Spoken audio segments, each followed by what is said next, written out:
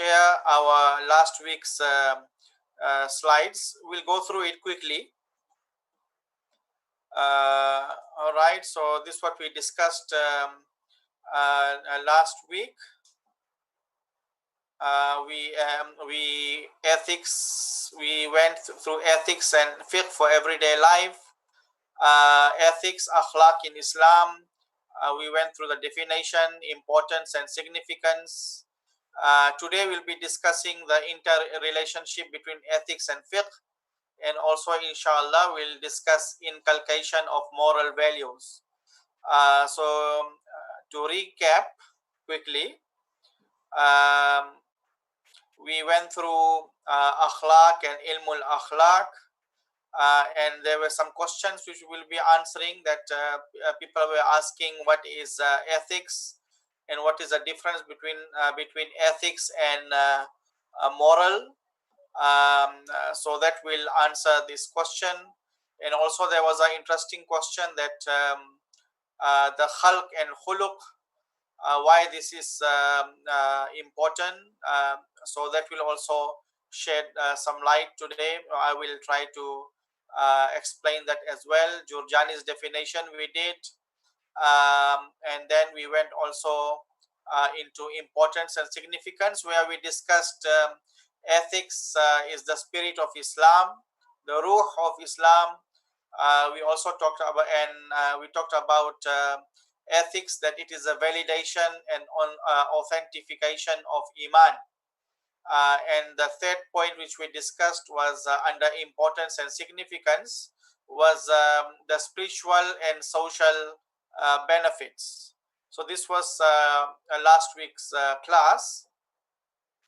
We went through all this. I will be inshallah giving this slide to Sheikh Shahran to send it to you all, so you can benefit from it. All right. So because we already have 143 participants, I think it's good time to answer those questions, because I'm afraid that if I answer a question and the person who posed the question will miss the answer. I will try to answer in a way that it can cover and it can summarize our last week's discussion as well. All right. So one of the question was from Asrina. Very nice question. Ibn Qayyim al-Jawzi, he said that khuluq kulluhul Islam. And similar to this, we also hear ad-dinu kulluhu adab. We hear this as well. All right. So, and then the question was that the lifestyle of a Muslim in explain the connection of what Ibn Qayyim al-Jawzi is saying with the lifestyle of a Muslim in building civilization, right? So, so I will answer this question first. All right. So, in Islam, civilization is not accumulation of material resources.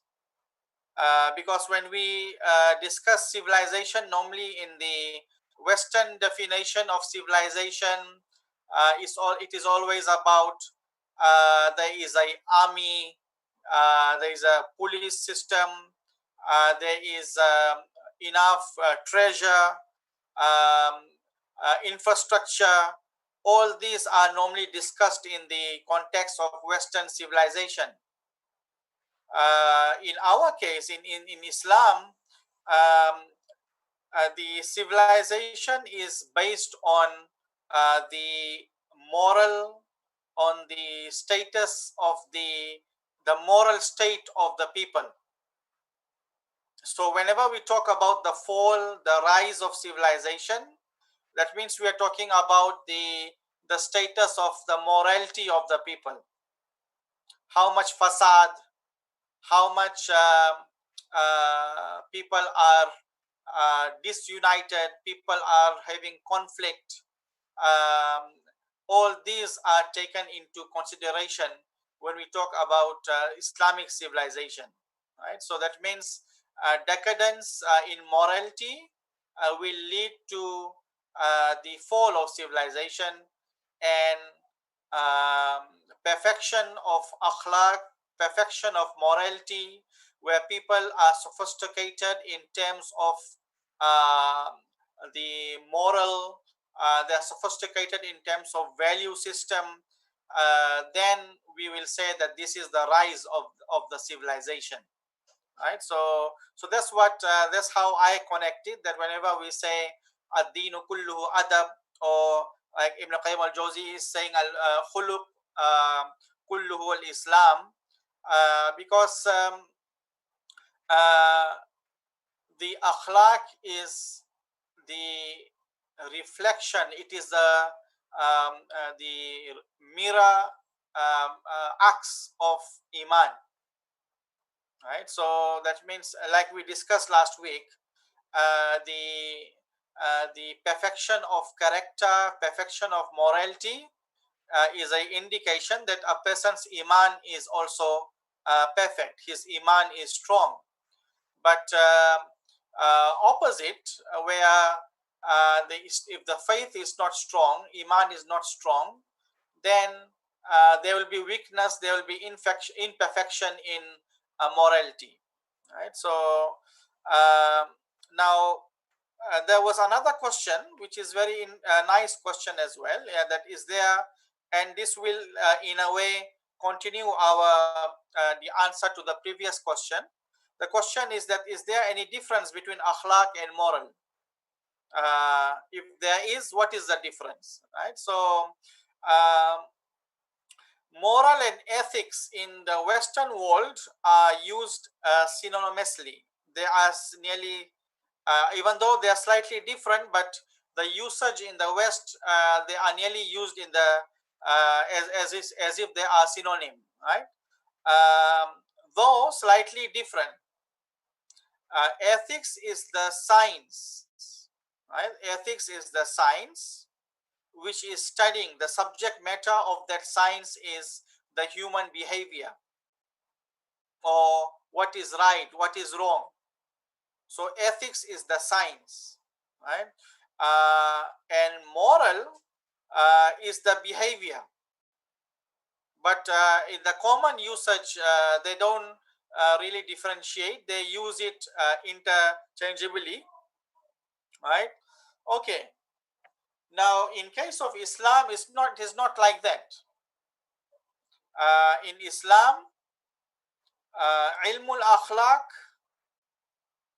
that is in the meaning of ethics. When we say ethics, that means we are talking about, in Islamic perspective, we are talking about ilmul akhlaq, a science which is studying and explaining and defining what is character, what is behavior, ilmul akhlaq, right?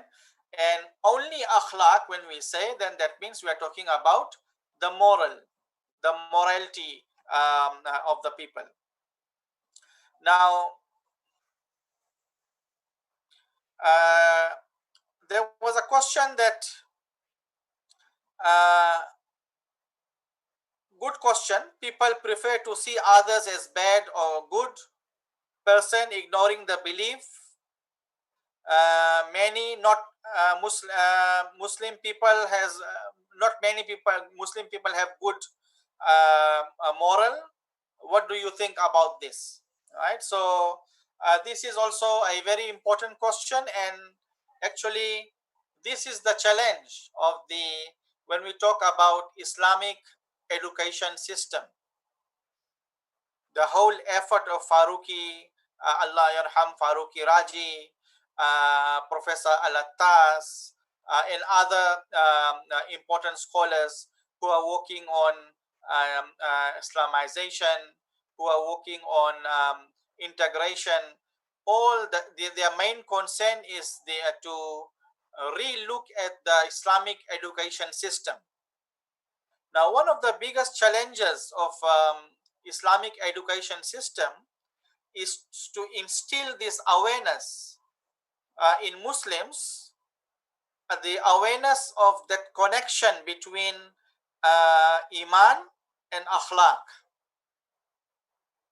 right? Or somehow, somewhere, some kind of corruption happened in the Muslim mind that we no longer see this connection, that actually our akhlaq is connected with our iman. So this is somewhere lost, and this is the challenge of us, me, you. I saw that many of you are lecturers in your universities.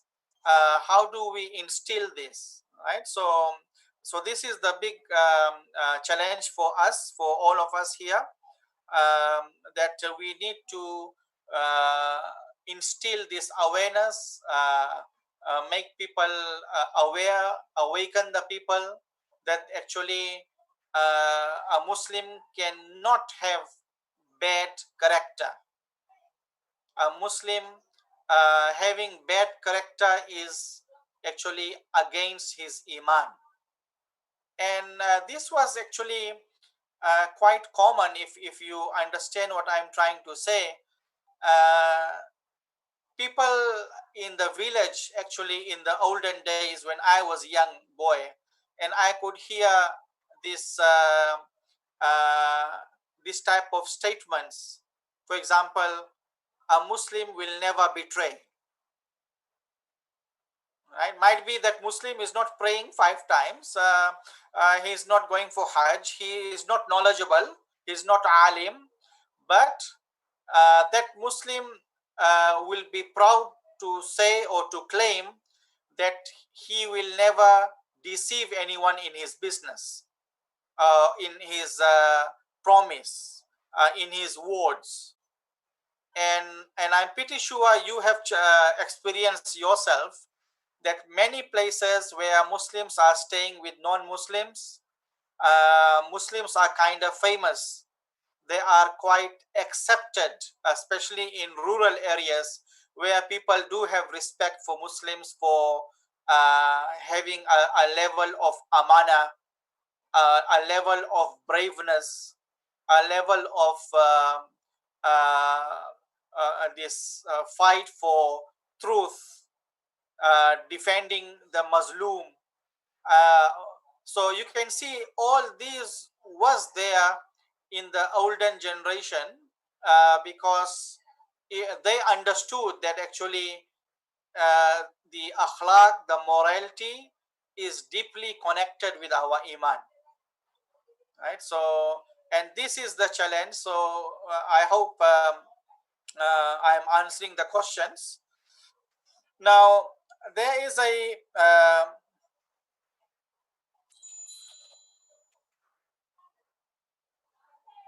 still going back to question number 2, when I was talking about moral and ethics in the Western world, and they are used synonymously. There is some I'll add some more to that answer. Uh, in Islam, because you see, ethics and morality in the West is not based on revelation.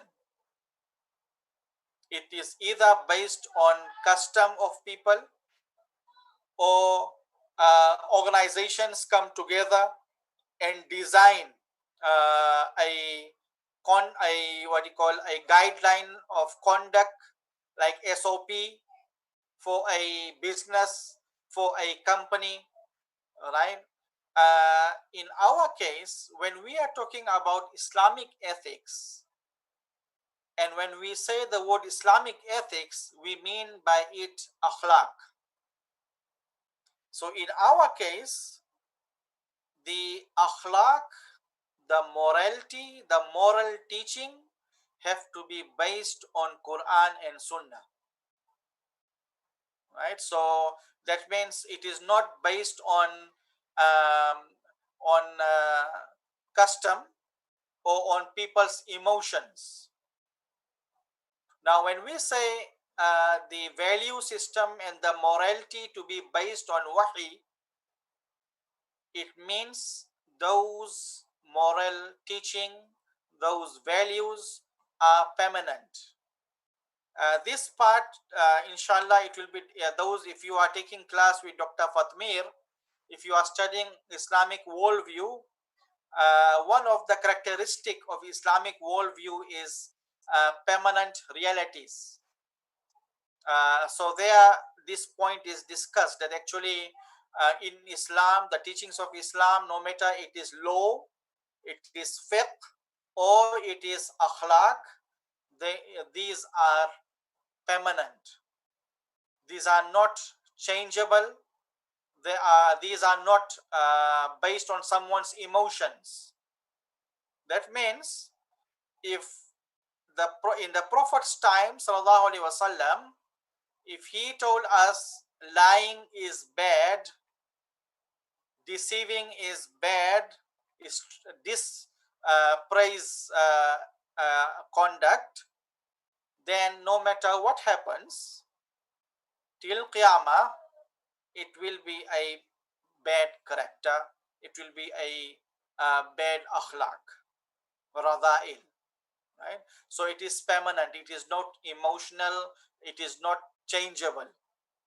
So that's why I want everyone to have this clear picture when we are teaching this subject here, ethics and fiqh fiqh for everyday life.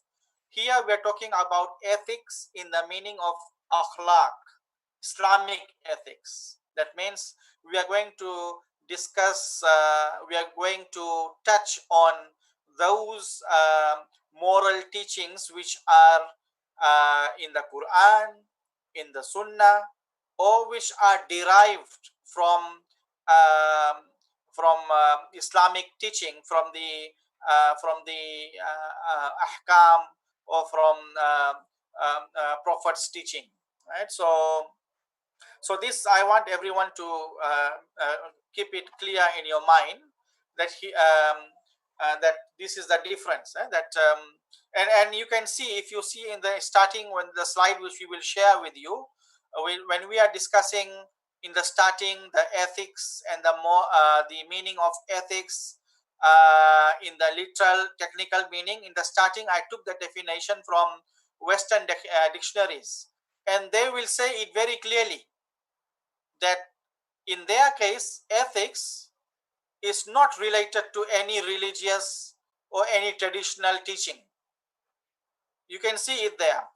Now, I intentionally copied and pasted it there so that you can see the difference, right? In our case, no, we are saying that morality, akhlaq, is revealed. It is taught to us by the Prophet Muhammad sallallahu alaihi wasallam.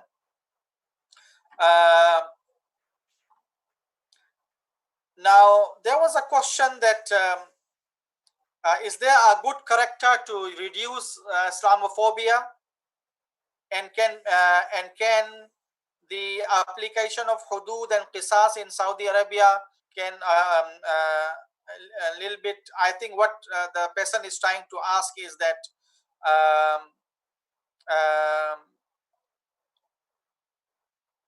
that how is there a character to reduce Islamophobia? All right. Today's discussion will answer this question, and I will start with this answering to this question. I will answer and we will go in today's class, right? So because this is the mabadi, this is the muqaddima of today's discussion.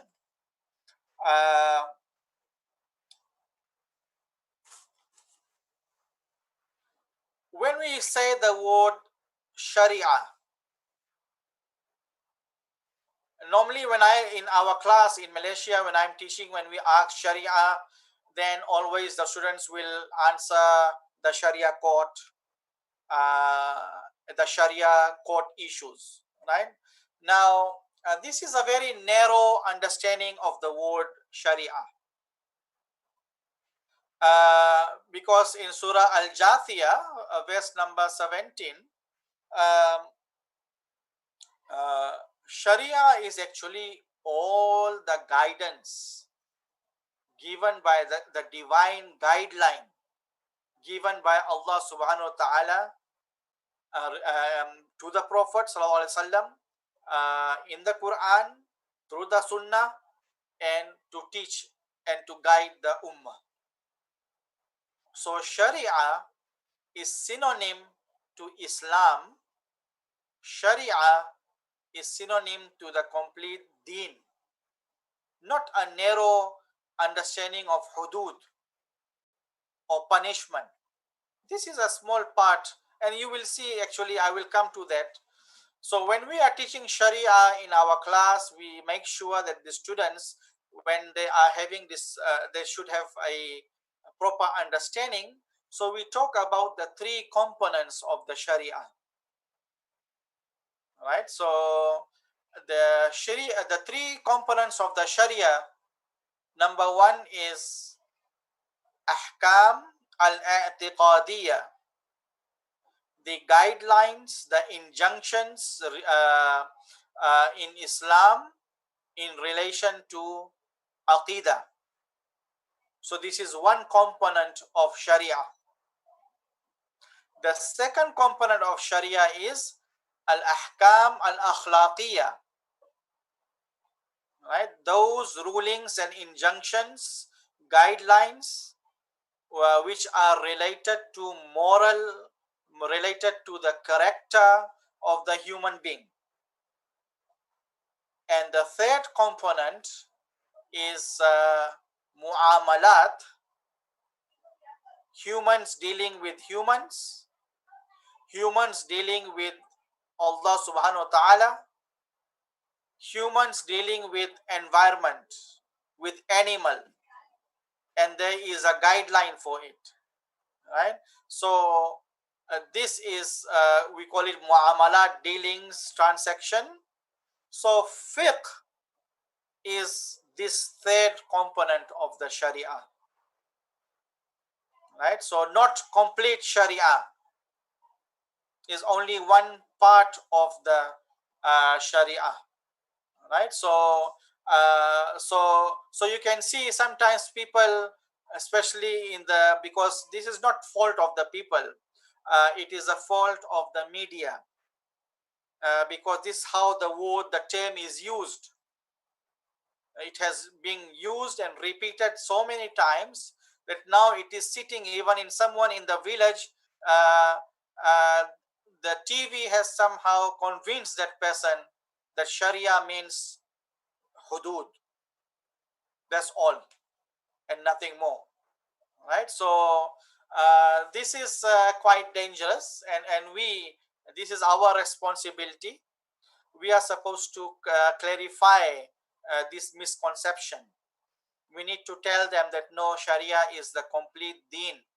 It is related to aqidah, it is related to akhlaq, it is related to our dealings with one another, right? So ibadat is there, muasharat in this third component, muasharat, ahkamul munakahat, family rulings, ahkam related to family, ahkam related to buyu, business transactions, all are coming in this third component. So when we are teaching fiqh, we are dealing with that one component only, right?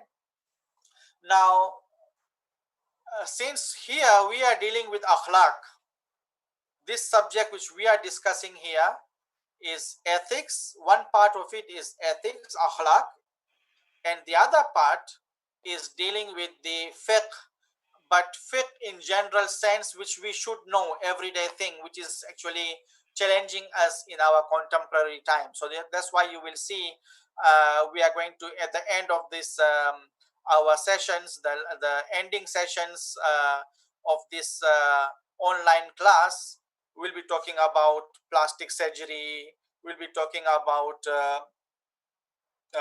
euthanasia, we'll be talking about credit card, multi-level business, all right? So those are fiqh part. And before fiqh, we'll be discussing ethics as well. We'll be talking about ethics of business. That means what are the uh, uh, character, the morality involved in when we are doing business. All right. So look at this slide here. 1.3, the interrelationship between ethics and fiqh. Um,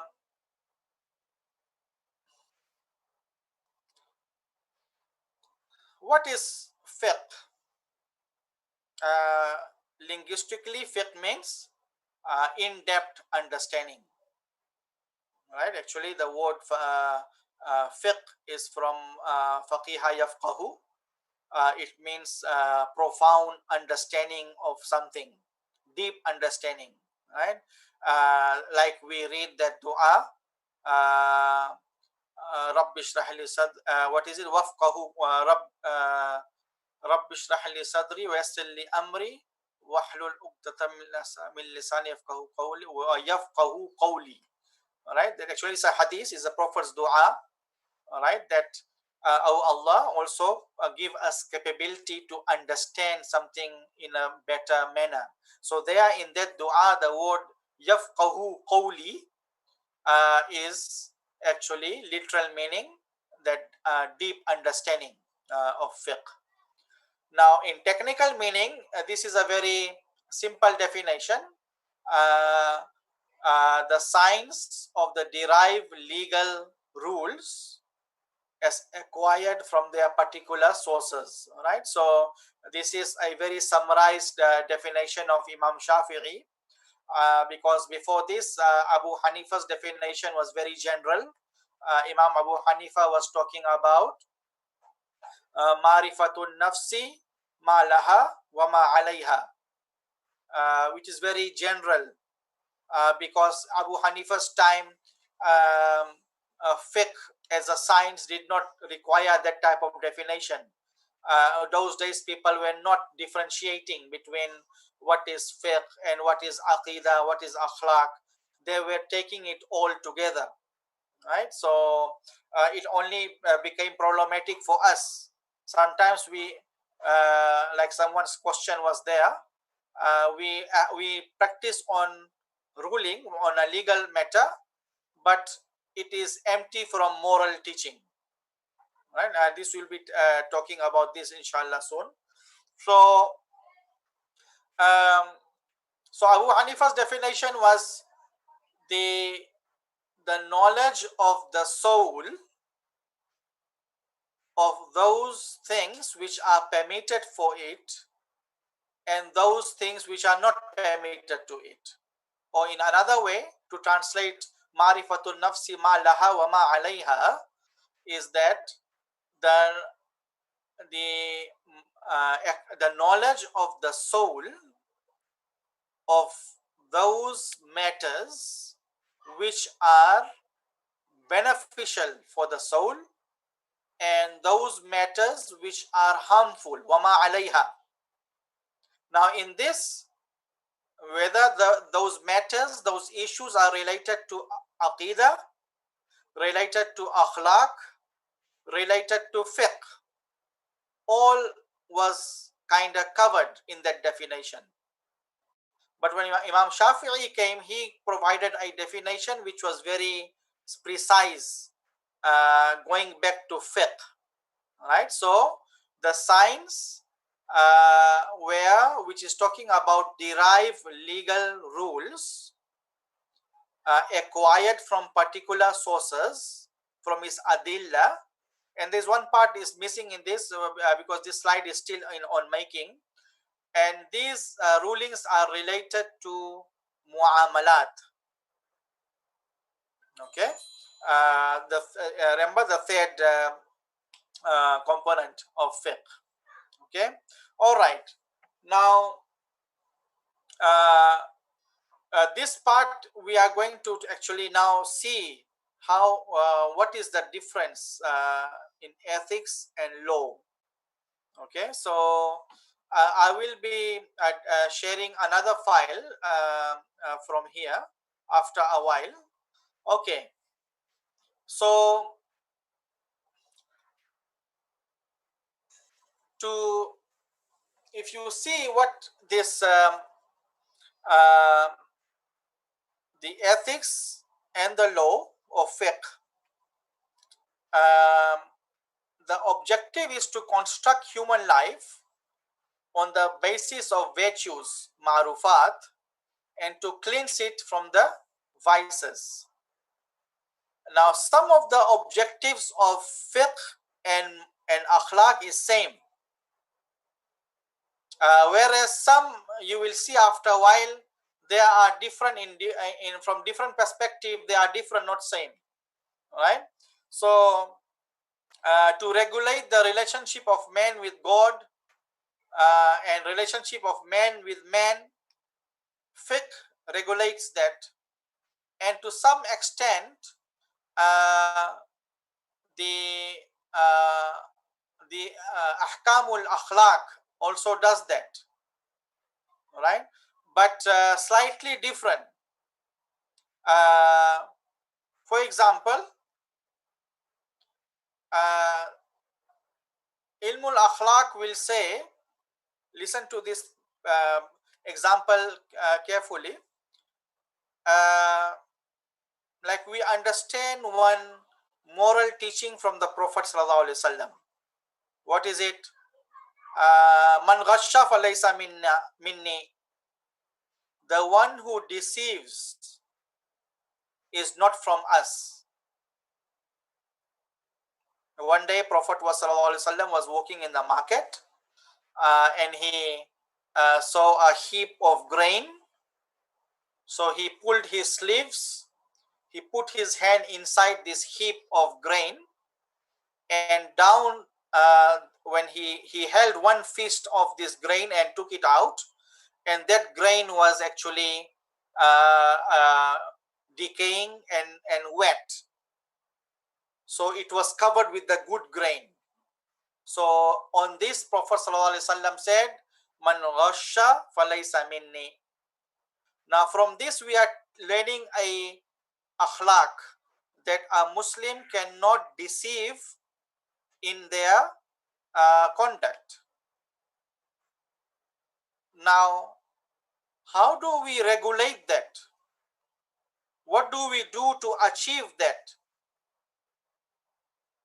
That means we need to have some guidelines when we are buying and selling. So that is the fiqh part, you see. So the fiqh is regulating and trying to achieve that value of not uh, uh, not to be deceiving one, right? So you can see, we'll continue this, you will understand inshallah. I'll be giving some more examples. All right. Islamic law is deeply rooted in ethics, right? So like when that day when I was talking to you about those slides which we are talking about, that the akhlaq is the ruh of Islam, and there we also talked about even the ibadat. Some of the outcome of ibadat is actually moral outcomes, right? So you will see that the fiqh rulings, they do have a ethics, they do have akhlaq, morality in its basis. Inner purity of soul is important for the external manifestation of belief and action. Believe and do right, right? That we are supposed to amanu wa amilu salihat, right? So now because of our iman, we are achieving this inner state from where this akhlaq is supposed to proceed. That's why in the definition of Jurjani, we were talking about that the praiseworthy actions proceeding from the soul, right? But then we need that external fiqh to regulate it, to manifest it, right? So law, the required and forbidden categories, whereas virtue is recommended and discouraged categories. You can see here slightly different as well. When we talk about fiqh, then it is wajib, it is sunnah, We'll be talking about the 5 categories of rulings. If not today, might be in another session. All right. So, uh, um, law will be talking about haram. Okay, but when we talk about akhlaq, when we talk about moral teachings, then moral teachings are always about targhib, tarhib, recommended, discourage. It is rada'il, hasana. Different language is used for the moral teachings.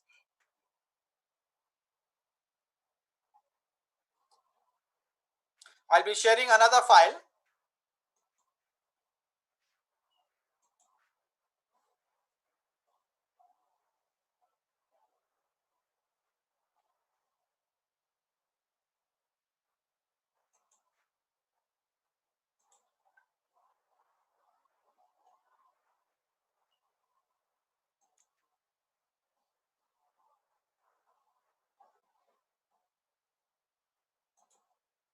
Wait a minute. I want to share another file.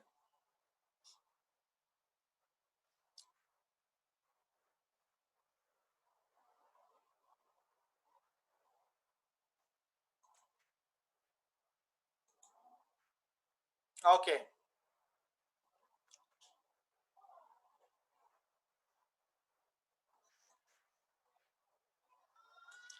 So we are continuing the same discussion. Morality, ethics, and law. Both law and morality are the basis of actions. Law provides a series of public statements, a legal code, or system of do's and don'ts to guide humans in their behavior and to prevent them from doing harm to others and violating their rights. Morality provides a similar system, though might not be in written form. Okay, it will so slightly different from the legal system, from the law system. Morality provides reasons behind any significant law governing human beings and their institutions. Right. So morality, whenever we have a law, that means morality, moral teaching have to be behind those laws.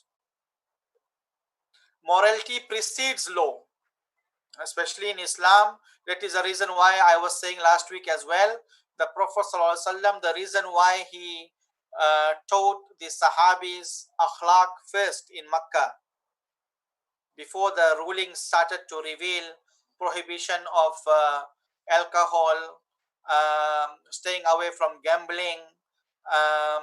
All these rulings are coming after they have mastered akhlaq, right? Um, Law is taken to be concerned with acts rather than attitudes. Another difference, right? Law is always concerned with the actions, the physical actions. All right. Attitude, what is happening inside a person, their morality is involved. The mere fact of having ethical intentions is not really the sort of thing about which you can have a law. Um, so that's why if someone does something and says that my intention was good, but if the outer action is harming someone, then the qadi, the judge, will not listen to his intention. They will be looking at his action, the outer action, the external action, right? So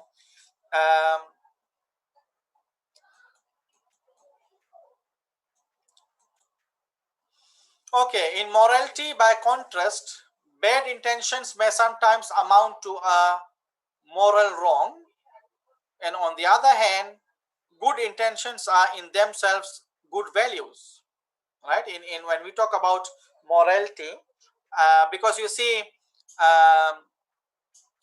akhlaq is by our heart, by our tongue, right? So by our words, right? So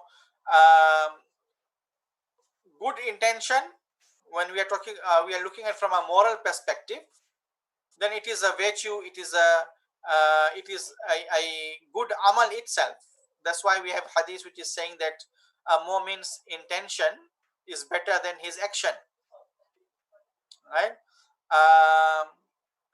And in morality, so bad intentions may sometimes amount to a moral wrong, right?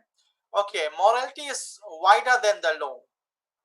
What is moral is not necessarily enforced through law, but there are some things which are governed by law, driving on left or right side of the road, which are presumably matters of indifference from a moral point of view, right? So you'll be seeing some examples here, especially when we'll talk about the difference between Islamic law and secular law, right? So uh, in Islamic law, law should be a reflection of Islamic morals. The very reason why we are talking about maqasid today, the maqasid sharia, someone when in our triple IT, when they invited Sheikh, what is his name, Ar-Raisuni, and someone asked him this question, that where do akhlaq stand when we talk about maqasid sharia? And his answer was very simple, that actually akhlaq is the objective of the ahkam, right? So in Islam, the rulings are reflection of moral teachings. Laws, rules, and regulations are not supposed to be against Islamic moral principles. Okay.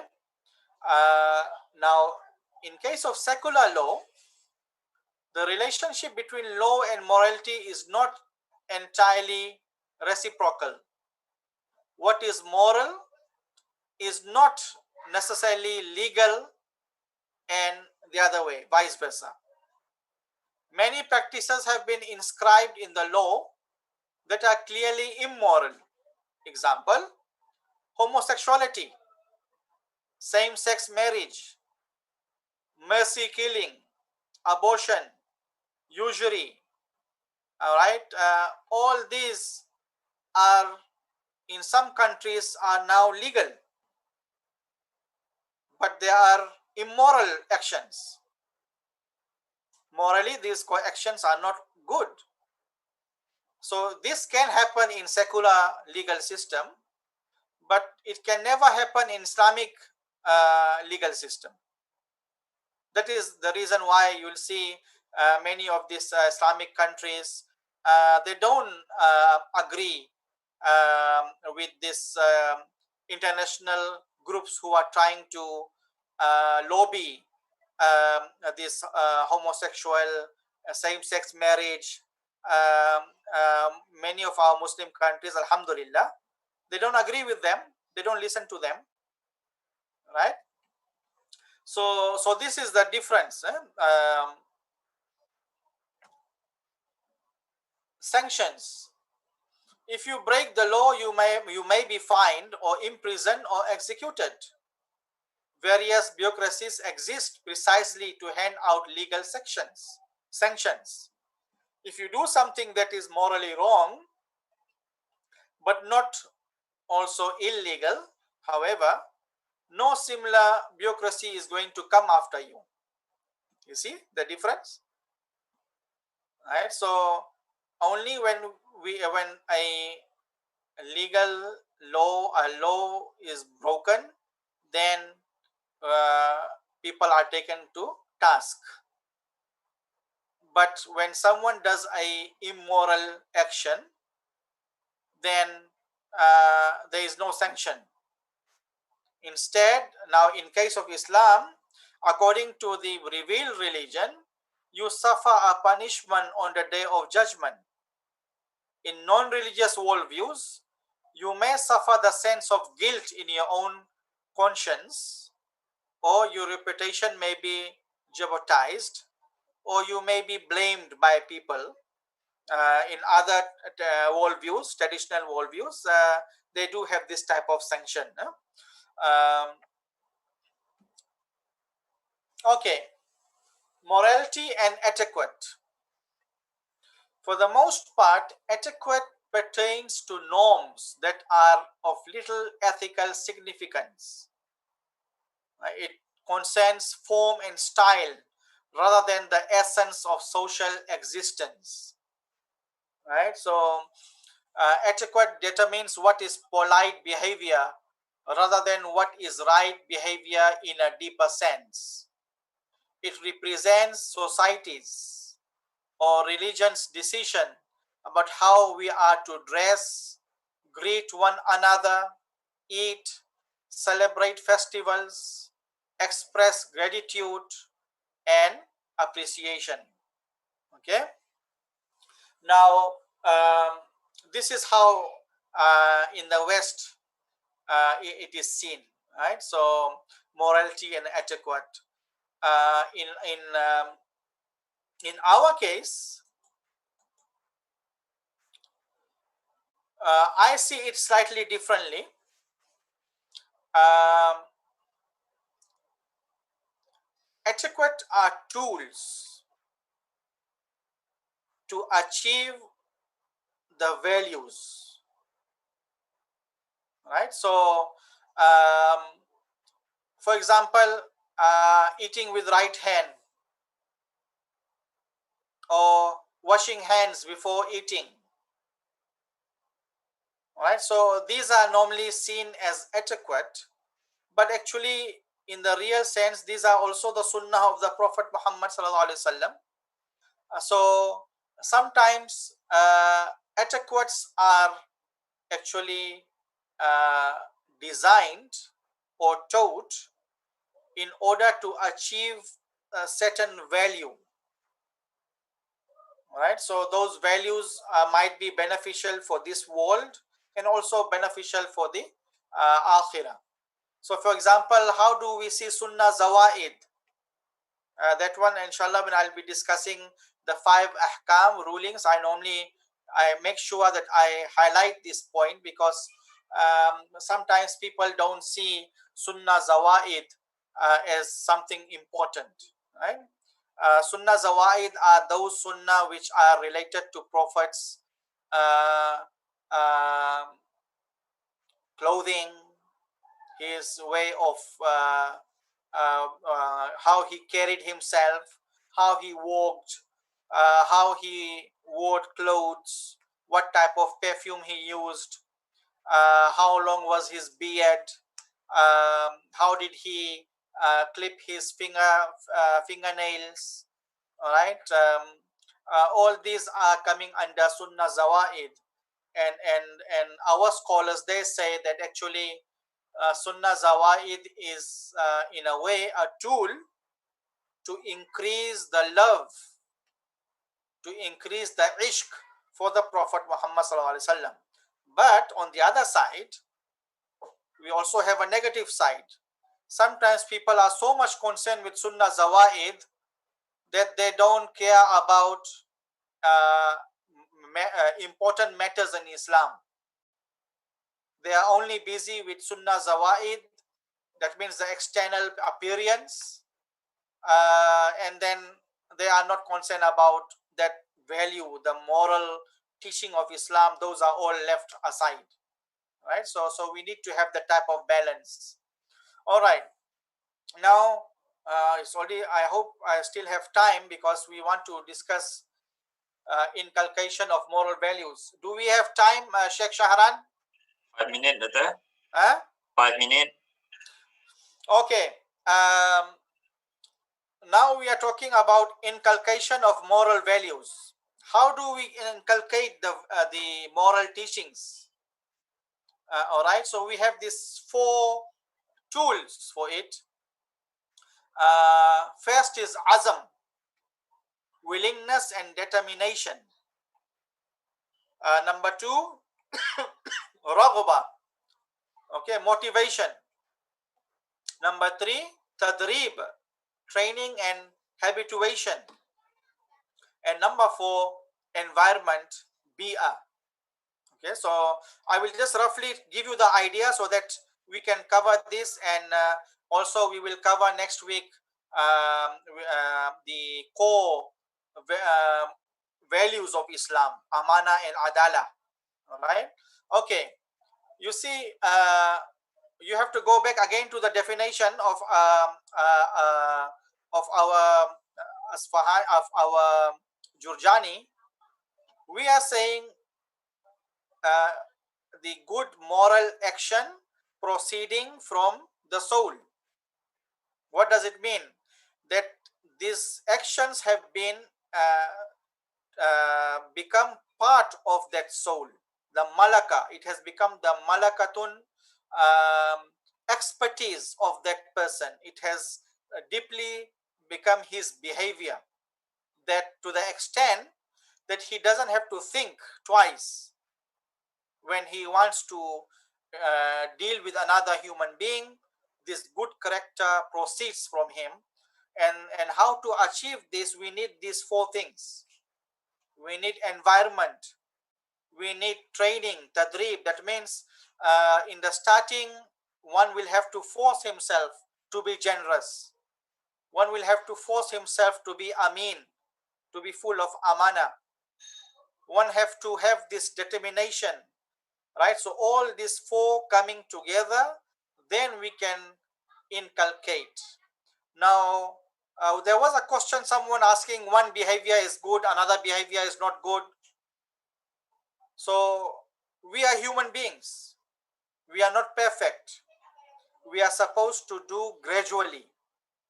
Perfection, achieve perfection, instill one good character, then go for another.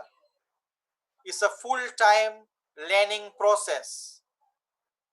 Right? So it will not happen in, that is the reason why we need to actually start teaching akhlaq to our kids from very small age, when they are small, so that by the time they are grown up, they are adult, they are already instilled with, if not all, at least the major moral teachings of Islam. Right? So inshallah we'll be covering continuing this discussion, and will be when you will see what are the core amana, adala. These two are very important, and we'll be discussing these inshallah in our next section. All right. So that's all from me today, Sheikh Shahran. And I end with akhir dawana alhamdulillahi rabbil alamin. Thank you so much, Prof. Thank you so much. A very broad and good explanation of the concept. Inshallah, we will continue next week. As usual, we will print out whatever question on the chat, and I'll forward to Prof. Farid, and then he will go through. Don't forget, tonight we have Professor Anish Ahmad. He will talk on Islam and civilization, and he's willing to give 8 series talk. So this is a part by part. So if we miss one part, maybe the next part we will be missing what's talking about. And this talk tonight also is a public talk, so you can forward the ID, the password to other friends who want to listen for tonight. Inshallah. Thank you so much, Prof. We'll see you next week. Assalamualaikum warahmatullahi wabarakatuh.